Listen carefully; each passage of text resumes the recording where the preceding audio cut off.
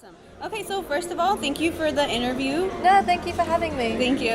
Would you mind introducing yourself to the camera? Yep.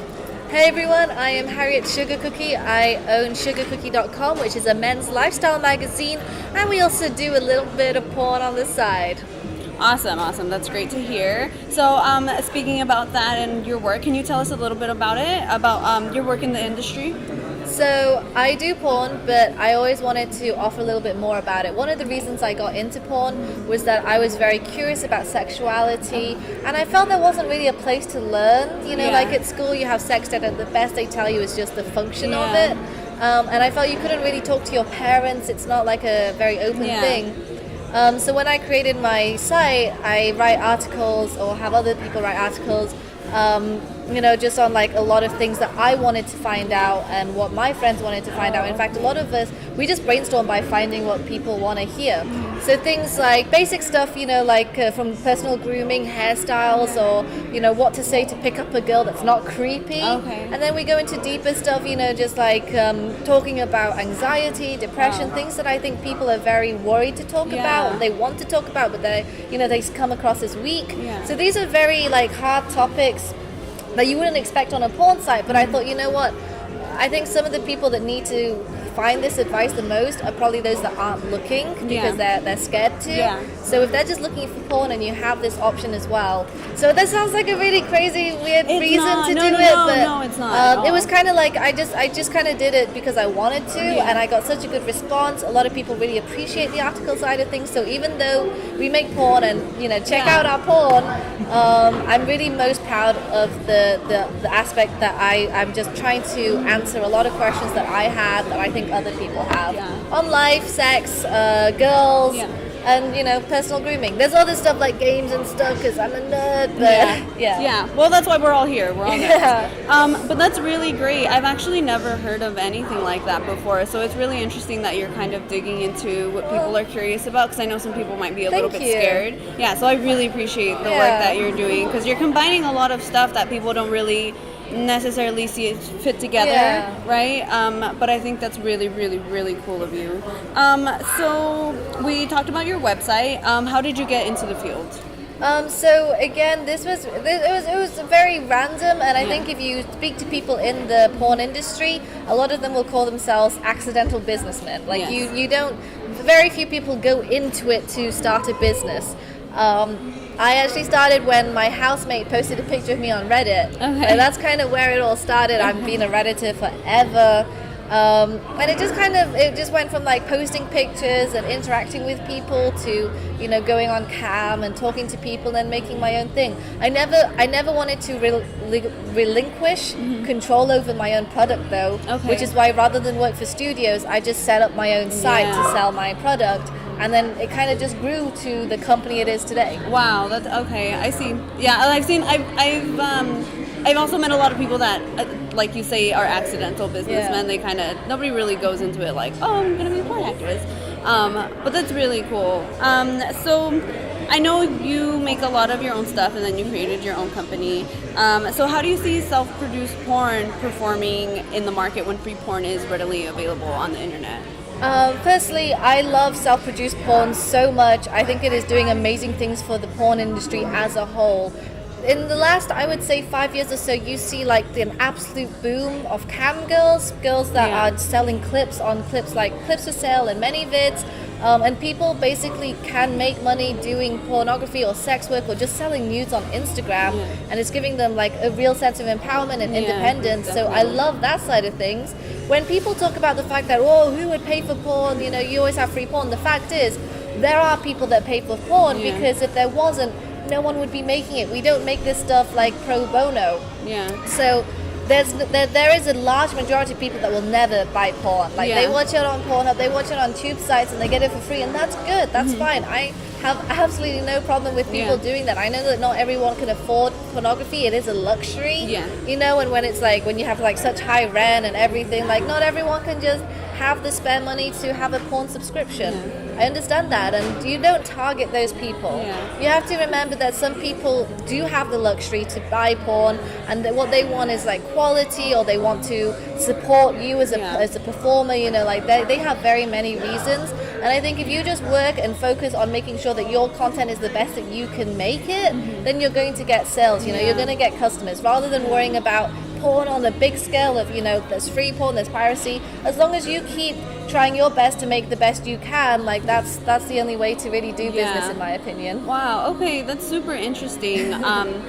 So regarding the porn, I know there's a lot of different, could you say like genres? Yes. And I understand you did some cosplay pornography, is that correct?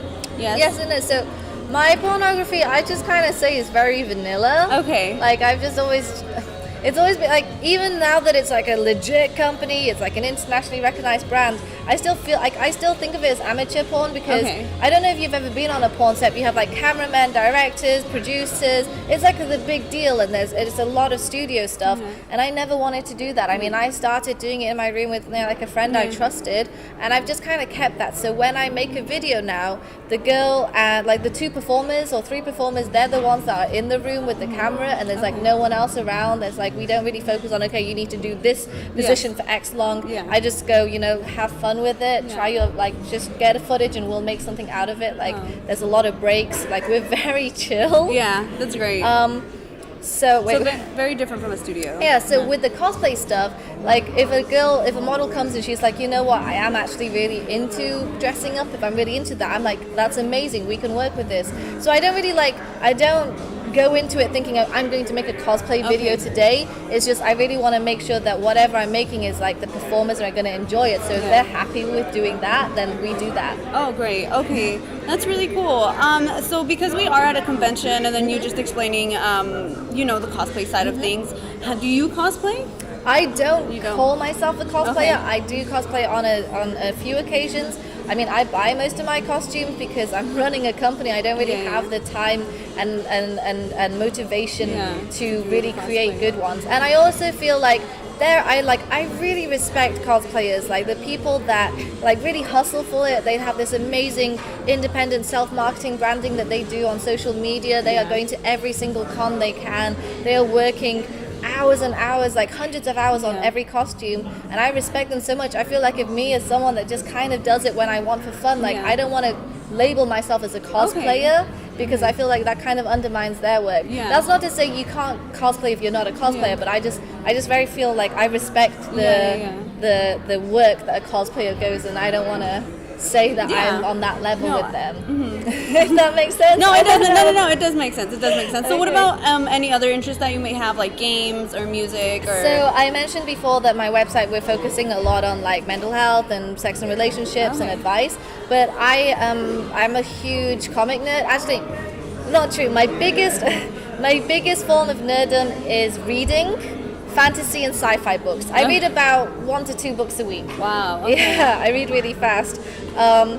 And so it's hard to like really bring that onto the website. So I like to play video games because there's a lot of fantasy and sci-fi elements in video games, so that's like my thing. And then I also love to read comics, so I'm trying to expand the nerd section of my website, because again, even though it's a lifestyle magazine, I was like, you know what, I really want to make sure I write about what I'm interested in, because if I'm not interested in it, why am I giving it to my audience, you know? Like, I want to make sure that I'm interested in it so that I can connect. Like you wouldn't tell your friend, oh, you should go to this place, I've never been, but like you should go.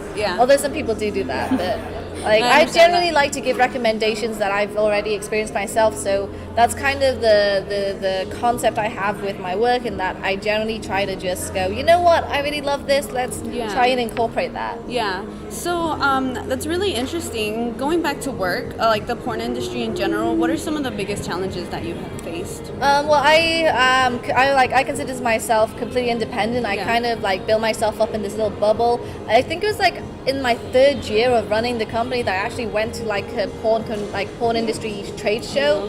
And that was when I met all these big companies. I was like, oh my God, there's this whole world of other people. So for me, like, that was a big challenge, because like I made a lot of, like stumbling mistakes at the start, and just like teething problems that if I had known about the other industry, like if I had like a mentor and stuff, I would have got over those problems a lot easier.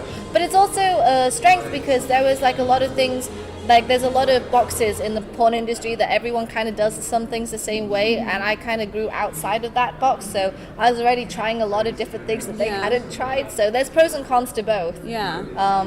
So I know you're at this con. Have you done cons before? I go to a lot of conventions myself just as an attendee. I travel a lot for work, so if I'm in a place that has a comic convention going on, I really try to get there.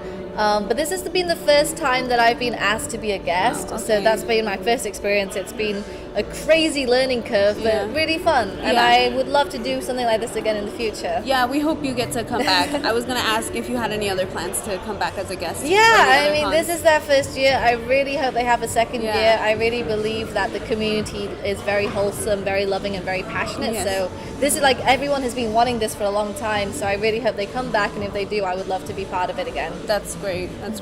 So, any future plans in general with either your website? There's so much going on. There is so much going on. In January, I will be back in America for the AVNs, so that's based in Las Vegas, and I think Anime Impulse is also in January. So if the dates work out all right, I would really like to go to that. Oh, yes. So those are more personal things. I go back to Vietnam every year to visit my family, and so those are kind of I generally don't make long-term plans in that sense, because there's always something that happens. Something can pop up. You never know. That's really cool. Thank you so much for sharing all of your information. Is there a closing message that you would like to share with your fans? I can't tell you my long-term plans, but if you follow me on social media like Twitter, Instagram, all of that jazz, you can just Google Harriet Sugarcookie, because I can't remember my handle.